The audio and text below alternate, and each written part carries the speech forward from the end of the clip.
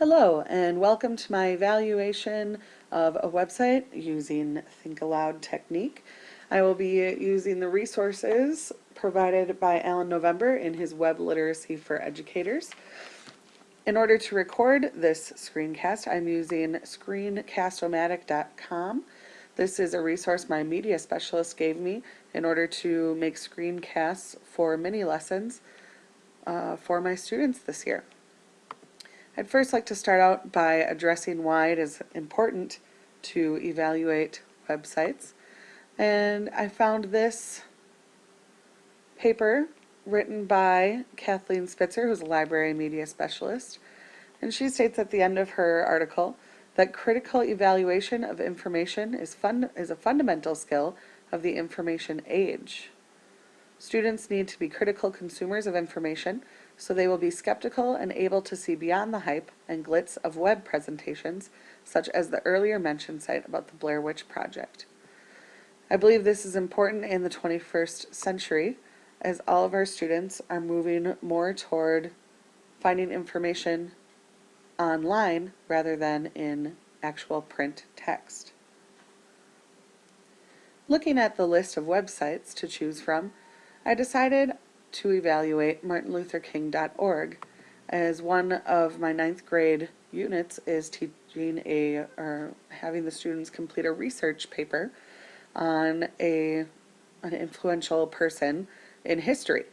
The first thing that popped up was obviously Martin Luther King Jr., and the reason that came to my mind was I teach the book To Kill a Mockingbird with my 9th grade students, which talks about racism and talks about civil rights and kind of discusses those aspects of history.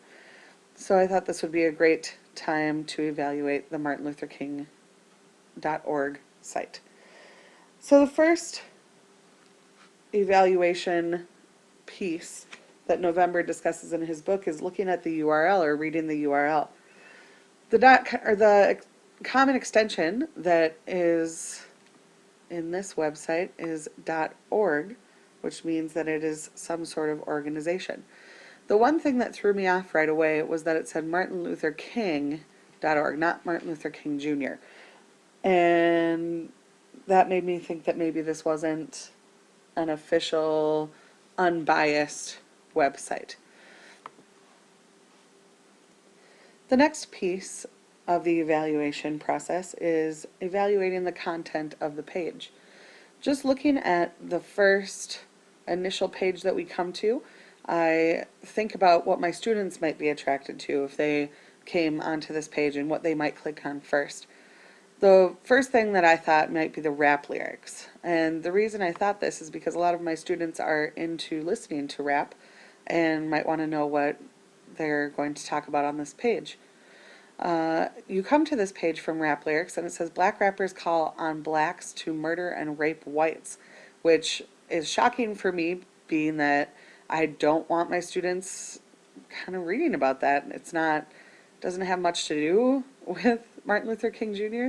And as you go down the list here of rap lyrics, you find derogatory words as well as rap lyrics including kill the white people, we gonna make them hurt. Kill the white people, but buy my record first. And it's laughing about killing white people. It's just not relevant to Martin Luther King Jr. and not something that I would personally like my students to see, especially in school.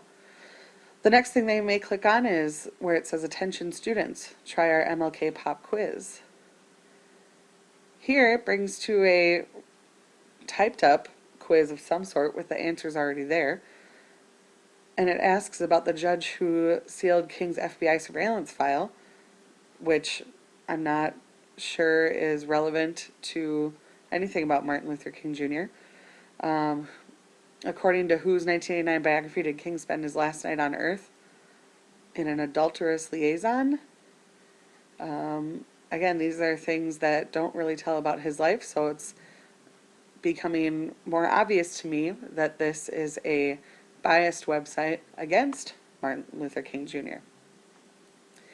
We then look at some other links on this website, and there's a Martin Luther King educational video which students might click on, but then they come to this error that it was not found on this server, meaning that this website may have not been updated recently.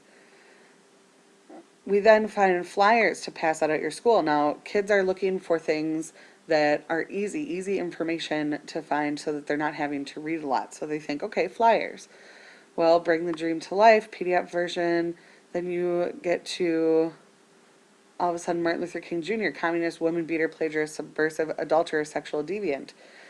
This is not the information about Martin Luther King Jr. that students would need for a research paper. This is a very biased website, as we're finding out. Then we have business card size, something from George Orwell, which, while I enjoy George Orwell, it doesn't tell us much about Martin Luther King Jr. As we click through here, I'm finding that the information on this website is not useful to my topic. The next piece of evaluating the content I decided to look at is on page 36 of Alan November's book, and I looked at the student review list that he provided. So I thought I would go through that. Is the information on the website useful to your topic? Which we discovered is not. We discovered it is a very biased website against Martin Luther King Jr. and doesn't tell much about him as a person other than saying that he was a liar or adulterer or other very negative pieces about Martin Luther King Jr. Number 2, are additional resources and links provided? Do the links work? This right here says Civil Rights Library, and as I click on it, there are a bunch of links that are connected to this website. But again, Black rap lyrics, Rosa Parks, the real story, so it talks about civil rights hero Rosa Parks. These are all linked to biased information about certain civil rights leaders. Alex Huxley's Roots was plagiarized from a white author. This isn't factual information about any Martin Luther King Jr. or Rosa Parks or any civil rights leader. It is biased information and a lot of negative biased information about these leaders. Number 3, is the site current? Do you know when it was last updated? I don't know when it was last updated. I have not found any sort of date at all except for a publication from Newsweek magazine in 1998, but I know that that is just for this quote right here. Usually you find it on the bottom of the website and it's hosted by Stormfront, but there is no date down here. Do you think the information is accurate? Based on my knowledge of Martin Luther King Jr., I don't believe that it's entirely accurate. Maybe parts of it maybe, but it is not accurate in the sense that it is completely biased. And does the information contradict information you have found elsewhere? Absolutely. I have found many positive writings on Martin Luther King Jr., actual unbiased information where it's just fact, biographizing his life and what he did. Now, everyone has skeletons, and some of this may be true, but again, it's not presenting both sides to his story. Lastly, in the evaluation process, I would like to address the author and the credibility of the author. As we see here, we have absolutely no idea who the author is, and again, usually it's found at the bottom of the website or in any sort of article. It is found at the bottom here or at the top. For this website, we clearly do not see any author information, and so as November suggests, using the website easywhois.com to look it up. I went to easywhois.com and looked up martinlutherking.org, who is record, and it came up with the following information. The domain name, as we see, it was created in 1999 on January 14th.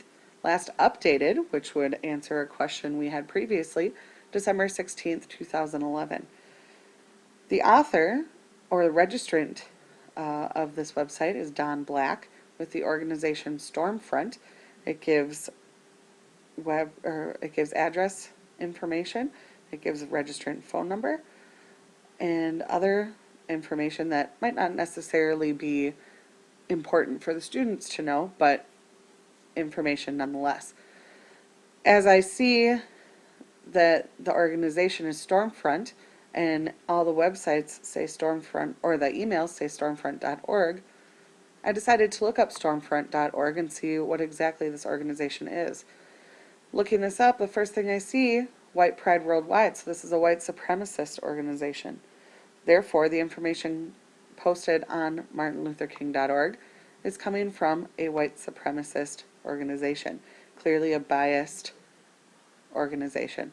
Now, this is a forum, and I'm sure going through this, I would find the ideals of the white supremacists, poetry, science, technology, and race.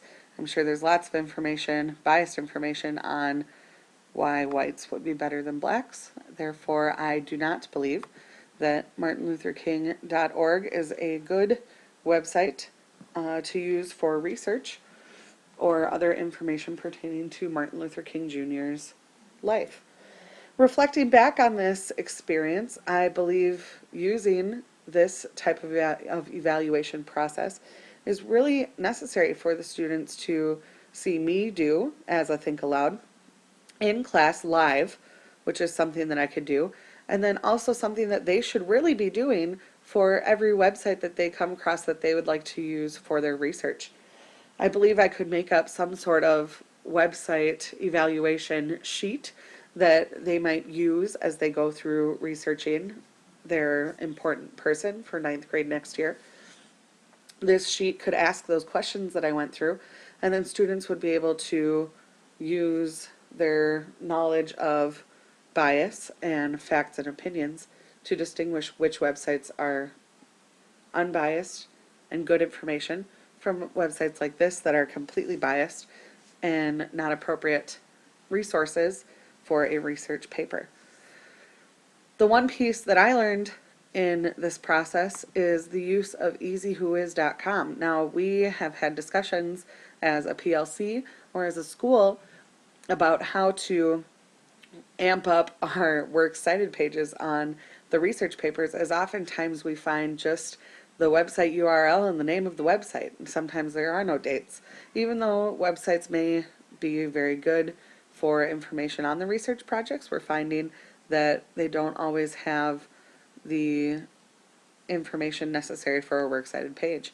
This is something I will be bringing back to my colleagues and to my media specialist at school, and I think it will be a great addition to our research process that we teach our students.